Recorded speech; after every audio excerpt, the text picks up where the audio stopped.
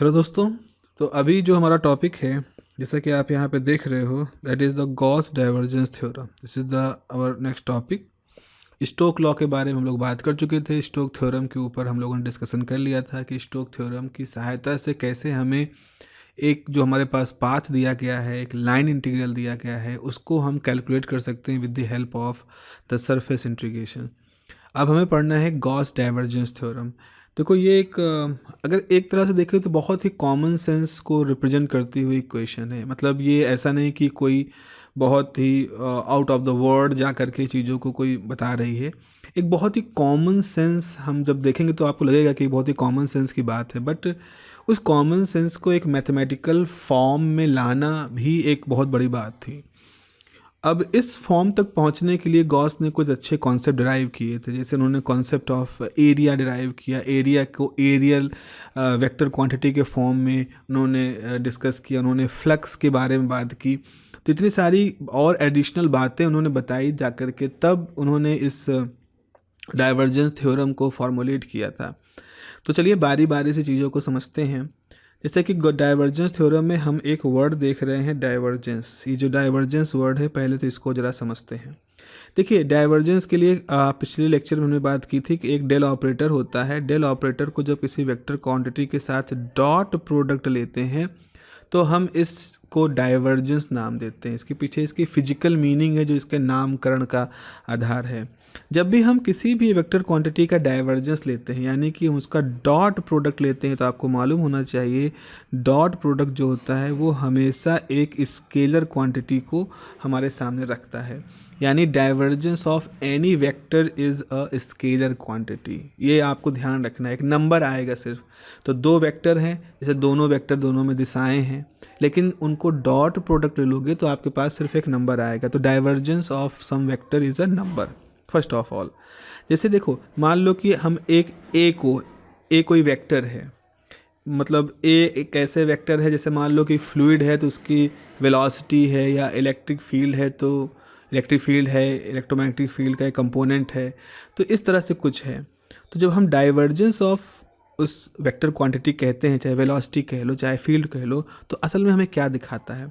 तो असल में वो हमें दिखाता है कि the rate at which the fluid, मान लो कोई फ्लूइड फ्लो कर रहा है, एक फ्लूइड वेलोसिटी की बात करें, तो the rate at which the fluid is originating at a point per unit volume. तो जब हम किसी जैसे मान लो कि कहीं से फ्लूइड है फ्लो कर रहा है, तो अगर वो फ्लूइड फ्लो कर रहा है तो कितनी उसकी रेट क्या है, उसके उसके ओरिजिनेशन का रेट क्या है, कितनी तेज़ी से यूनिट वॉल्यूम से वो इमर्ज आउट हो रहा है, बाहर निकल रहा है। इसको हम एक तरह से रिप्रेजेंट कर सकते हैं डाइवर्जेंस से। फॉर एग्जाम्पल, जैसे आप पहला फिगर देखो, इस पहले फिगर में आप देखो जहाँ लिखा है डाइवर्जेंस इज़ पॉजिटिव। तो जब हम डाइवर्जेंस को पॉजिटिव कह रहे हैं, तो अगर ये जो आपकी ये पिंक कलर की जो लाइनें हैं, मान लो वेक्टर फील्ड हैं, किसी वेक्टर ए को रिप्रेजेंट कर रही हैं, तो आप देख रहे हो कि ओरिजिन है, ये जो ओरिजिन है, इस ओरिजिनल पॉइंट से ये लगातार लाइनें बाहर निकल रही हैं। तो जो ग्रीन कलर का हमने ये एक एरिया ले लिया है, या 3 डायमेंशन में कहो तो एक तरह का वॉल्यूम होगा, उसमें से लाइनें लगातार बाहर की तरफ निकल रही हैं। तो ऐसा लग रहा है कि इस इलाके ने, जो ग्रीन कलर का रीजन है, इसने किसी ऐसे सोर्स पॉइंट को घेर रखा है जिससे कि चीज़ें बाहर एमर्ज आउट हो रही हैं, बाहर ओरिजिनेट हो रही हैं, बाहर की तरफ निकल रही हैं। तो इस तरह के व्यवहार को हम डाइवर्जेंस, पॉजिटिव डाइवर्जेंस कहेंगे। ओके, उसका उल्टा, मान लो वो जो आपका ग्रीन रीजन था वो आपका इंटरेस्ट का एरिया है, इंटरेस्ट का वॉल्यूम है, और उसमें लाइनें अंदर की तरफ कन्वर्ज हो रही हैं। तो जब ये लाइनें अंदर की तरफ कन्वर्ज हो रही हैं तो इस बिहेवियर को हम कहते हैं कि इस समय हमारी क्वांटिटी ए जो है इसका डाइवर्जेंस निगेटिव है। लेकिन अब एक तीसरा केस देखें जो कि डाइवर्जेंस जीरो का केस है। इस केस में आप क्या देख रहे हो कि बहुत सारी वेक्टर लाइन है, उनके बीच में जो ग्रीन कलर का वॉल्यूम है, इस वॉल्यूम से ना बड़ी लाइनें बाहर निकल रही, ना छोटी लाइनें बाहर निकल रही। जितनी लाइनें एंटर कर रहे हैं उतनी लाइनें बाहर निकल रही हैं। तो इस पर्टिकुलर केस में हम कहेंगे कि ये जो क्वांटिटी है, मान लो ये ए है, तो इस क्वांटिटी ए का डाइवर्जेंस जीरो है। तो डाइवर्जेंस जीरो होने का मतलब ये नहीं होता है कि क्वांटिटी जीरो हो गई। हम ये नहीं कहेंगे कि डाइवर्जेंस जीरो होने का मतलब है कि वेक्टर जीरो हो गया। No, vector is a kind of constant. A जो है ना वो इमर्ज हो रहा है, जैसे कि फिगर नंबर 1 में है, ना वो कन्वर्ज हो रहा है जैसा कि फिगर नंबर 2 में है, बल्कि जितना मात्रा में एक तरफ से आप कह लो एंटर कर रहा है, कन्वर्ज हो रहा है, उतनी मात्रा में बाहर निकल रहा है, यानी डाइवर्ज हो रहा है। अगर हम इसको ऐसे माने तो डाइवर्जिंग कन्वर्जिंग एक तरह से बैलेंस कर रही है एक दूसरे को। तो ये एक पर्टिकुलर केस होता है हमारा डाइवर्जेंस जीरो का। तो डाइवर्जेंस पॉजिटिव का मतलब आप समझ गए होंगे। Let us think it with an example. तो एक एग्जाम्पल देख लेते हैं। जैसे कि आप एक एग्जाम्पल यहाँ पे देखो, इस एग्जाम्पल में आप देखोगे, जस्ट एक इसको मैं अगले पेज पर, एक पटाखा फूटा, एक क्रैकर बस्ट किया और आसमान में चारों तरफ बहुत सारी लाइट फैल गई। तो इसको ऐसा देखो कि यहाँ पर ऐसा लग रहा है कि यहाँ पर हर चीज़, सपोज़ आप यहाँ पर देखो, यहाँ हर चीज़ बाहर की तरफ निकल रही है, इस तरह से डाइवर्ज कर रही है ना। जहाँ से पटाखा फूटा वहाँ से हर चीज़ बाहर की तरफ डाइवर्ज हो रही है। तो जो क्रैकर को हम एक एग्जाम्पल के तौर पे मान लेते हैं। अब क्या करते हैं, चलो इसमें हम एक एरिया बना देते हैं, एक वॉल्यूम बना देते हैं, हमने एक गोला बना दिया।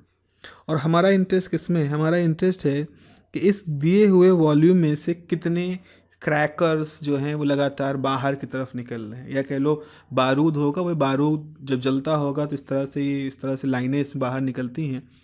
तो हम इसके फैलने की रफ्तार को जानना चाहते हैं, क्योंकि जितनी तेज़ी से फैलेगा उतना ज़्यादा हमें इंटरटेनिंग लगेगा वो जो ये पूरा सिनेरियो होता है।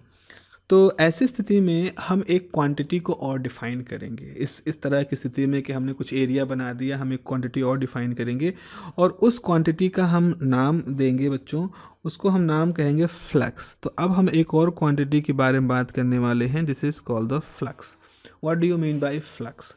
सपोज़ आपने कोई एरिया ले रखा है, ओके, ये आपका कोई एरिया है और इस एरिया से आप इंटरेस्टेड हो कि कितनी लाइनें, कोई वेक्टर फील्ड है, उसकी कुछ लाइनें हैं जो इस एरिया को क्रॉस कर रही हैं, and what is your interest कि इस पर्टिकुलर एरिया से हमारे इस वेक्टर की कितनी लाइनें गुजर रही हैं। तो आपको सिर्फ नंबर चाहिए, व्हाट नंबर ऑफ लाइंस, ये जो आपने बना रखी हैं इस एरिया डी ए से आपकी ए वेक्टर ए की कितनी लाइनें गुजर रही हैं। अब गॉस कहते हैं कि भाई जो एरिया होता है, जैसे ये एरिया है आपका, ये एरिया एक वेक्टर क्वांटिटी होगा। अच्छा, एरिया वेक्टर क्वांटिटी होगा तो उसकी दिशा क्या होगी? तो एरिया के परपेंडिकुलर अगर हम एक नॉर्मल ड्रॉ कर दें जो कि बिल्कुल उसके साथ 90 डिग्री पे होगा, तो वो जो होगा वो एरिया का डायरेक्शन होगा। तो अगर आपको वेक्टर एरिया लिखना है तो आपको लिखना होगा magnitude of area into n cap. तो वेक्टर और यूनिट वेक्टर और मैग्नीट्यूड दोनों यहाँ पर आपके सामने आ गए हैं। तो हम किस बात में इंटरेस्टेड हैं? हम इंटरेस्टेड हैं कि हमारी वेक्टर क्वांटिटी ए है, कहाँ से गुजर रही है, किसी एरिया डी ए से गुजर रही है, और हमारा इंटरेस्ट है कि कितने नंबर ऑफ लाइंस यहाँ पर पास हो रही हैं। अब ज़रा इसको ऐसे देखो, आपके पास एक वेक्टर क्वांटिटी है, आपके पास एक वेक्टर क्वांटिटी है, but you are interested in some scalar quantity, मतलब सम नंबर में। तो आपको मालूम है कि जब दो वेक्टर क्वांटिटी होती है उनसे कोई हम स्केलर क्वांटिटी निकालना चाहते हैं तो हमें उन दोनों का डॉट प्रोडक्ट लेना पड़ेगा। तो अच्छा, यहाँ दोनों नोटेशन एक जैसा हो गया, ए वेक्टर ए और ए, चलो हम इसको वेक्टर एफ कर देते हैं। तो हम यहाँ पर ये कहेंगे कि अब हम यहाँ पर अगर हमारे पास क्वांटिटी है एफ़, इसकी जगह पे मान लें वेक्टर क्वांटिटी एफ़ है, तो अगर आप एफ़ और डी ए का डॉट प्रोडक्ट ले लोगे तो ये आपको एक नंबर बताएगा कि कितने नंबर ऑफ लाइंस हैं, जितने नंबर ऑफ ये वेक्टर लाइन है जो कि पास हो रही हैं, और इसी को हम कहेंगे फ्लक्स। तो किसी गिवन एरिया से कितनी number of line vector field की गुजर रही होती हैं वो उसका फ्लक्स होता है। अच्छा, अब एक इसको ऐसे भी कह सकते हो आप कि मान लो कि हमने इस एरिया को बहुत छोटे छोटे एरिया में बांट दिया है, बहुत छोटे छोटे एरिया में बांट दिया है। तो हम मान लें कि इसका टोटल एरिया ए है और जो छोटे छोटे हिस्से हैं इन छोटे छोटे हिस्सों का एरिया डी ए है मान लो। तो आपने किसी छोटे से हिस्से से कितनी लाइनें पास हुई वो निकाल लिया। अगर आप पूरे सरफेस पे इसको इंटीग्रेट कर दोगे तो ये आपको क्या दे देगा? ये आपको दे देगा टोटल फ्लक्स। तो आपको यहाँ पर टोटल फ्लक्स मिल जाएगा। तो जब भी हम किसी वेक्टर क्वांटिटी को एरिया के साथ डॉट प्रोडक्ट ले लें और उसको इंटीग्रेट कर दें ओवर सरफेस, तो ये हमारा टोटल फ्लक्स कहलाएगा। तो टोटल फ्लक्स एक्चुअली क्या बता रहा होगा? टोटल फ्लक्स आपको बता रहा होगा कि अगर आपके पास कोई गिवन एरिया है तो उस गिवन एरिया से कितनी वेक्टर लाइनें, जो वेक्टर फील्ड की लाइनें हैं, वो बाहर निकल रही हैं। तो एक तरह से बाहर निकलने की टेंडेंसी को शो कर रहा है। तो इस तरह से जो आपका ये पुराना एग्जाम्पल है जहाँ हमने एक अपनी तरफ से एक स्फेयर बना लिया था और हम उस स्फेयर से कितने क्रैकर्स की लाइनें बाहर निकल रही हैं, इसमें हम इंटरेस्ट अपना शो कर रहे हैं, तो हमें यहाँ पर फ्लक्स ही निकालना होगा। तो मान लो ये कुछ अगर डायग्राम को हम ऐसे बाहर बनाएं तो ये हमारा एरिया इंटरेस्टेड है और इसमें से कितने क्रैकर बाहर निकल रहे हैं हम उसको जानना चाहते हैं। तो बेसिकली हम यहाँ पर टोटल फ्लक्स ही निकालना चाह रहे हैं। जो क्रैकर्स हैं, ये जो पटाखा फूटा है, इसकी जो चिंगारियाँ हैं, जो बारूद चारों तरफ उड़ रहा है, इसके रेट को निकाल रहे हैं, कितनी तेज़ी से ये फैल रहा है, इसकी डाइवर्जेंस को निकालते हैं। तो अब एक तो तरीका है भाई कि आप क्या करो, आपने जो एरिया जो आपने स्फेयर बनाया है, इस स्फेयर को आप इस तरह से बहुत सारे छोटे छोटे पार्ट में ब्रेक कर दो और इस तरह से आपने इसको बहुत छोटे, जितना छोटा आप कर सकते हो छोटे पार्ट में ब्रेक कर दो। फिर हर पर्टिकुलर सेक्शन के लिए, जो हर पर्टिकुलर सेक्शन है, इनके लिए आप डीए करो और उसको निकाल के जोड़ना शुरू कर दो। फिर सबको जोड़ के तो आप टोटल फ्लक्स निकाल लोगे। तो यहाँ पर हमारी मुश्किलों को आसान करने के लिए आते हैं फेडरिच गॉस। गॉस कहते हैं, देखो भाई, इसको ऐसे भी सोच सकते हो। आप सोचो कि जैसे ये आपका चारों तरफ से घेरा हुआ हिस्सा है, इसके बीच में कहीं यहाँ से कहीं पटाखे फूट रहे हैं, तो इस तरह से बाहर की तरफ इस तरह से आपकी वो जो क्रैकर्स हैं वो चारों तरफ उड़ रहे हैं। तो ये जो पूरा वॉल्यूम है, ये वॉल्यूम कितना है? वी वॉल्यूम है ना। ये पूरा जो गोला बना है वी वॉल्यूम है और जिसका सरफेस एरिया ए है। और आपका इंटरेस्ट है कि ये जो वेक्टर क्वांटिटी है, इसका इस एरिया के साथ टोटल फ्लक्स कितना है। तो आप निकालना चाहते हो टोटल फ्लक्स, यानी कि टोटल कितना बाहर की तरफ निकल रहा है। तो गॉस कहते हैं कि you are interested in the diverging nature of what? Diverging nature of vector F. जो पटाखे बाहर निकल रहे हैं, जो चिंगारियाँ बाहर उड़ रही हैं, आपका इंटरेस्ट उसमें है। और यानी कि आप इंटरेस्ट हो डेल डॉट ए में, ओके। और ये डेल डॉट ए किसी पर्टिकुलर डायरेक्शन पे नहीं, पूरे वॉल्यूम के लिए। तो आप पूरे वॉल्यूम पर इसको कर दो। इसको कुछ लोग ऐसे भी लिखते हैं, इसको कुछ लोग ट्रिपल इंटीग्रल करते हैं, और डेल डॉट ए आप इसमें इंटरेस्टेड हो पूरे वॉल्यूम के लिए। तो अगर आप इस डाइवर्जेंस को मेजर कर लो तो आप इस फ्लक्स को भी कैलकुलेट कर लोगे। तो बिल्कुल एकदम कॉमन सेंस के तहत हम कह सकते हैं कि द सरफेस इंटीग्रेशन, चूँकि सरफेस में 2 डायमेंशन होते हैं ना, लंबाई चौड़ाई, of F dot surface A is equal to triple integration, यानी वॉल्यूम का integration del dot A of V. बस यही है हमारा गॉस डाइवर्जेंस थ्योरम। तो जब आप कहोगे बस इतना ही सा है गॉस डाइवर्जेंस थ्योरम, बिल्कुल बस इतना ही है, और क्या हम सोचे बैठे थे कि कुछ बहुत ही क्या होगा वहाँ पर। Hi fi is nothing. Hi fi थोड़ी कुछ होता है। हाई फाई तो हमने एक हवा बना रखा है, कुछ हाई फाई होता है। There is nothing like hi fi. Everything is necessary, everything is very logical, everything is which is important, आपको ज़रूरी है। हाँ, इस गॉस डाइवर्जेंस थ्योरम को हम इसलिए महत्वपूर्ण मानते हैं, ठीक है, ये एक बहुत ही कॉमन सेंस की बात हमें बता रहा है, लेकिन अगर हम इसके पीछे इस फ्लक्स के कॉन्सेप्ट को तो हमें अप्रिशिएट करना पड़ेगा। तो इस फ्लक्स के कॉन्सेप्ट को अप्रिशिएट कर रहे हो आप, तब जाके आप गॉस डाइवर्जेंस थ्योरम को कुछ समझ पा रहे हो। आप ये अप्रिशिएट कर रहे हो कि एरिया एक वेक्टर क्वांटिटी होती है जिसका नॉर्मल जो होता है वो एरिया की डायरेक्शन को शो करता है। तो आप फ्लक्स के कॉन्सेप्ट को बैकअप में हैं, आपके पास एरिया का नॉर्मलिटी वाली कॉन्सेप्ट है बैकअप में, तब जाके बच्चों आप इस तरह के लॉजिक को कहते हो अरे ये तो बहुत ही कॉमन सेंस का लॉजिक है। लेकिन अगर हमारे पास ये बैकअप ना हो, हम ये ना कहें कि एरिया वेक्टर क्वांटिटी है, हम ये ना कहें कि फ्लक्स एक नंबर है जो कि दो वेक्टर क्वांटिटी के डॉट प्रोडक्ट से आता है, तो हम गॉस डाइवर्जेंस थ्योरम को इस तरह से अप्रिशिएट नहीं कर पाएंगे। Why Gauss divergence theorem is so important? Because of its application.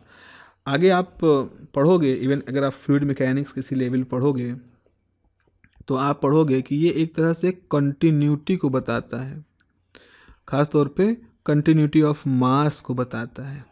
हमारे पास अगर इनकम्प्रेसिबल फ्लूइड है, एक ऐसा फ्लूइड जो कि जिसमें कि मतलब कोई कहीं से वो एकदम से एक्सटेंड नहीं करता है, एक्सपैंड नहीं करता है, तो अगर हमारे पास एक इनकम्प्रेसिबल फ्लूइड है तो हम उससे कंटिन्यूटी ऑफ मास निकाल सकते हैं। हम लोग यहाँ पर देखेंगे कि हम इलेक्ट्रोमैग्नेटिक केस में कंटिन्यूटी ऑफ चार्जेस को भी हम इससे ऑब्जर्व कर सकते हैं, चार्ज कंटिन्यूटी की इक्वेशन निकाल सकते हैं। और चार्ज कंटिन्यूटी की इक्वेशन या equation of continuity of charges एक ऐसी इक्वेशन है जिसने मैक्सवेल की थ्योरी को डेवलप करने में बहुत बड़ा रोल प्ले किया था। मैक्सवेल्स की थ्योरी को आप, इलेक्ट्रोमैग्नेटिक थ्योरी को आप ऑलमोस्ट जो उसमें डिस्प्लेसमेंट करंट का लॉजिक था, उस डिस्प्लेसमेंट करंट के लॉजिक तक पहुंचने में इस कॉन्टीन्यूटी इक्वेशन ने बहुत मदद की थी, कॉन्टीन्यूटी ऑफ चार्ज ने। और इस कॉन्टीन्यूटी इक्वेशन को हम इस गॉस की डाइवर्जेंस थ्योरम को यूज करके ही कैलकुलेट कर सकते हैं। तो इस तरह से हम ये पाते हैं ना कि ये इक्वेशन ऑल्दो एक ऑब्वियस सी चीज़ लिखती है, एक कॉमन सेंस वाली बात लगती है, लेकिन ये जब मैथमेटिकल फॉर्म में हमारे सामने आती है तो ये हमारी कंप्यूटेशनल फैसिलिटी बढ़ा देती है। हमें चीज़ों को कंप्यूट हम उस वेक्टर फील्ड के फ्लक्स को एक ज़्यादा बेहतर तरीके से कैलकुलेट कर सकते हैं। हम डायरेक्टली फ्लक्स को गिनने के बजाय अगर हम उसके डाइवर्जेंस को देख पाएँ तो हम उसके डाइवर्जेंस को कैलकुलेट करके हम उस फ्लक्स को कैलकुलेट कर सकते हैं। और ये कंटिन्यूटी कंडीशन को भी शो करती है, जिससे कंटिन्यूटी ऑफ मास और कंटिन्यूटी ऑफ चार्जेस हमारे सामने प्रूफ होते हुए दिखते हैं। So this is some importance. तो in the next classes we will start the main topic, that is the continuity equation. We will start the continuity and then electromagnetic important laws, and then we will get the electromagnetic theory. Okay, तो चलिए फिर अगली class में हम लोग मिलेंगे continuity equation के derivation के साथ, और फिर इसके साथ गॉस लॉ, और उसके साथ फिर और जो इम्पोर्टेंट मैग्नेटिक और इलेक्ट्रिकोमैग्नेटिक फील्ड के लॉज हैं उनको हम लोग डिस्कस करेंगे। Till then, have a nice day and keep learning. Bye bye.